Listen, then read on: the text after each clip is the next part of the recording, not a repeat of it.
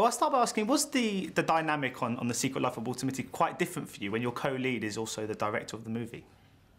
I mean, I guess, you know, he has more to do, and there's not any really hanging out on set because he's so busy all the time, but he's so good at being able to do both and step in and out of both of those roles, never seeming stressed. It was kind of incredible to watch, actually.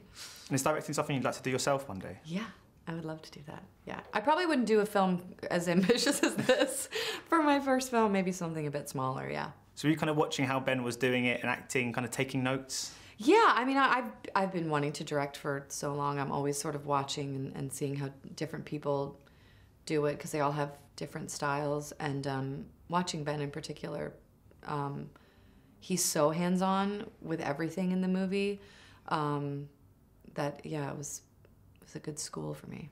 And when we first get introduced to Cheryl, it's on eHarmony. Yeah. And she has a very lovely likes and profile page and everything. I was wondering if you signed up for eHarmony this afternoon, what would your likes and dislikes be? Oh my God, I knew you were gonna ask me that. Likes and dislikes, I don't know. That's so hard. I've never been on one of those sites, so I don't really know how they work. You just get like a couple things to say. I like nice people. I don't like mean people. I don't know. That's so hard. I can't think of anything. But we do see you playing the guitar and singing some Bowie. That's a great scene. I didn't know you had that in your locker. Was that something that you had to learn for this, or have you always been a bit of a musician? I've dabbled with the guitar. I would never call myself a musician in any way. But I can kind of tinker here and there. But I did learn that song for the movie, and singing is something I've always loved to do, although I don't consider myself like a professional at all. But I've kind of sung my whole life. Yeah. And the film is all about kind of escaping reality and trying to be adventurous for a change. And I was wondering, what place in the world would you most like to go and visit? What place in the world? Yeah. I've never been to Italy. I know that surprises people because I feel like everyone's been there, but I've never been there, and I've always wanted to go. So hopefully this year I'll be able to take a trip there. Yeah.